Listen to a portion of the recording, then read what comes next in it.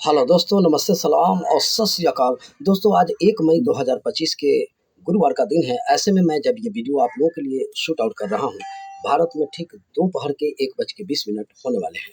दोस्तों, आज हम जाने-माने शिक्षक, समाजसेवी तथा देश-विदेश के राजनीतिक विशेषज्ञ अजय प्रसाद जी को आप लोगों से रूबरू करा रहा हूँ, जो अ, अपनी पूरी नज़र देशों-विदेश के ऊपर घटनाओं के ऊपर रखते हैं। आज हम उनसे चंद सवालों को लेकर मैं उनको अपने पास लाया हूँ और ये मेरी खुशनसीबी है कि उन्होंने मेरे यूट्यूब चैनलों में अपना कीमती समय दिया है और आप लोगों की भी खुशनसीबी है कि आप ऐसे लोगों से मिल रहे हैं। तो अभी 1 हफ्ता से ज़्यादा हो गए, लेकिन अभी तक आतंकी हमला जो पाकिस्तान द्वारा ऐसा कहा जा रहा है भारत ऊपर जो किया गया है, इसका जवाब अभी तक भारत क्यों नहीं दे पा रहा है? क्या भारत और पाकिस्तान के बीच युद्ध होगा या नहीं होगा? आखिर भारत डिले क्यों कर रहा है? इस सवालों का जवाब अजय प्रसाद जी के मुखारबिंदु से सुनिए। हेलो, नमस्कार। बहुत बहुत धन्यवाद जिया बुकानी साहब, आपने मुझे अपने यूट्यूब चैनल पर आमंत्रित किया और ये आपका सवाल बहुत सारे लाखों करोड़ों लोगों के ज़हन में ये कौंध रहा है कि जंग होगी या नहीं होगी। मुझे जहाँ तक जानकारी है, जंग लाजमी हो गया है भारत की तरफ से, लेकिन जंग की तैयारी अभी मुकम्मल नहीं है। सेना को, हर्बे हथियार को, बहुत सारे गोला बारूद और सूचना को इकट्ठा करने के लिए मैक्सिमम इंफॉर्मेशन दुश्मन मुल्क का चाहिए।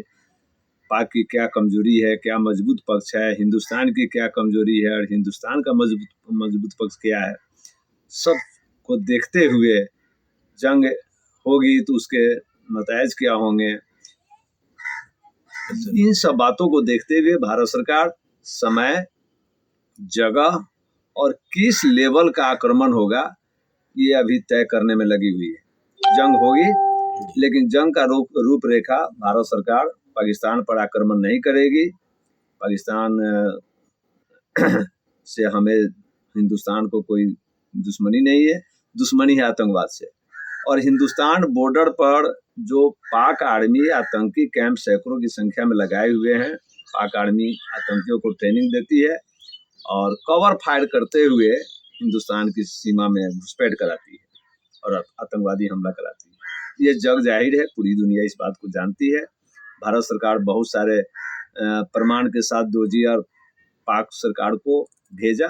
इसके पहले जो सरकार 1947 से लेकर आज तक 4 जंगें हो चुकी है, बहुत सारे सैकड़ों हजारों आतंकवादी घटनाएं हो चुकी हैं, लेकिन उसका असर कुछ पड़ा नहीं। इसलिए भारत सरकार साक्ष्य जो भी प्रमाण है पहलगाम हमले का, उसका फॉरेंसिक जांच करा करके लगभग 30 से ज़्यादा देश के राजदूत को और विदेश मंत्रालय को ये प्रमाण दे चुका है कि इसमें पाकिस्तान आर्मी का हाथ है पहलगाम हमला में।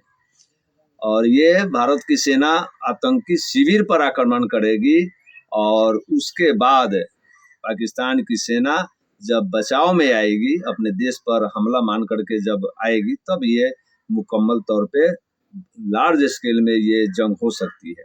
और यह जंग कितना दिन चलेगा कहा नहीं जा सकता, इसका परिणाम क्या है होगा ये भी कहना बड़ा मुश्किल है, लेकिन इतना तय है कि परमाणु युद्ध नहीं होगी। बहुत बहुत धन्यवाद।